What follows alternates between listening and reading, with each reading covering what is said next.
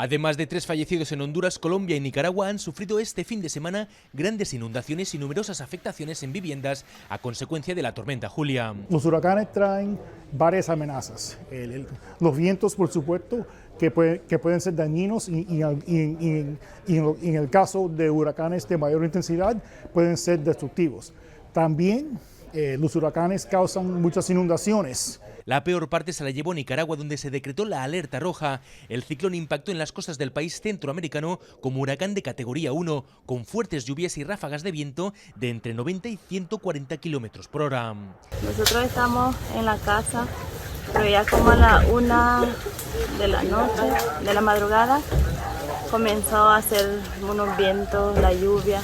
El Centro Nacional de Huracanes de Estados Unidos, ubicado en Miami, monitorea la trayectoria de este sistema y notifica a los institutos meteorológicos encargados de emitir avisos de evacuación en sus respectivos países. Es muy importante saber si uno vive en una zona de evacuación, porque en el caso de un huracán que esté tocando tierra, es posible que los oficiales locales ordenen una evacuación para su zona. Aunque ahora la tormenta Julia no es una amenaza, los expertos recomiendan no bajar la guardia, sobre todo por los destrozos y las inundaciones que ha dejado el ciclón en esos países. Informó desde Miami Anthony Belchit, de La Voz de América, para Telearuba. Josete Viral era maestra en un colegio de Ponta Grossa, ciudad del interior del estado de Paraná, en la región sur de nuestro país. La señal fue vista en este video grabado por alumnos de tercero de secundaria. Ella daba una clase con la bandera de Brasil y hizo el saludo que fue comparado con uno de los más conocidos símbolos nazis. La Confederación Israelita repudió el acto. Esperamos que a diretoria da escola... Su presidente, Fernando Lottenberg, espera que la directiva de la escuela, la policía y la fiscalía tomen las providencias necesarias para que esta conducta no se vuelva común. Ese tipo de conduta... El colegio, que se llama Sagrada Familia, posteó que no estaba de acuerdo con la maestra y después la despidió. Nuestros periodistas le pidieron a Josete Viral que explicara el contexto de su señal, pero hasta ahora no han obtenido respuesta. Realmente es difícil explicar lo que no tiene explicación. Desde Brasil, Dan Sister para Telearuba.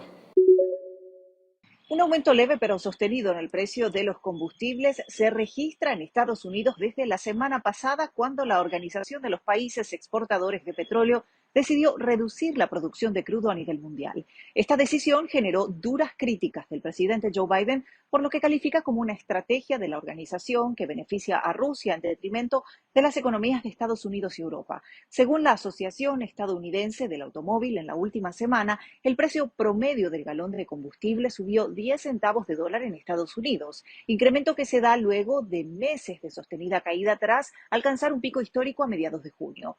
De acuerdo con medios estadounidenses, funcionarios de la Casa Blanca reconocieron este martes que el presidente Joe Biden estaría en condiciones de reevaluar la relación de Estados Unidos con Arabia Saudita, miembro estratégico de la OPEP, tras la decisión, una que podría golpear el bolsillo de los estadounidenses y podría tener un impacto en las elecciones de medio mandato. Desde Washington informa Belén Mora, de La Voz de América, para Telearuba.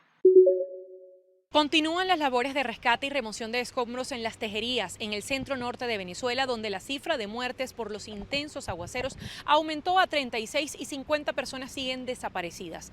El presidente Nicolás Maduro llegó a la zona y dijo que su gobierno está dispuesto a recibir ayuda internacional para recuperar ese lugar que hoy está sumergido en lodo. Sin embargo, no han precisado cuánto podrá costar volver a levantar esa comunidad que prácticamente lo perdió todo: casas, comercios, industrias. Según el balance oficial, hay 709 viviendas afectadas. A los damnificados se les ha ofrecido llevarlos a albergues que han creado en edificios cercanos. Sin embargo, algunos han preferido quedarse a dormir en casa de vecinos cuyos hogares quedaron en pie a pesar de esa tragedia, pues la mayoría de la gente trata de recuperar algo entre escombros. Desde Caracas, Venezuela, les informa Adriana Núñez Rabascal, de La Voz de América, para Telearuba.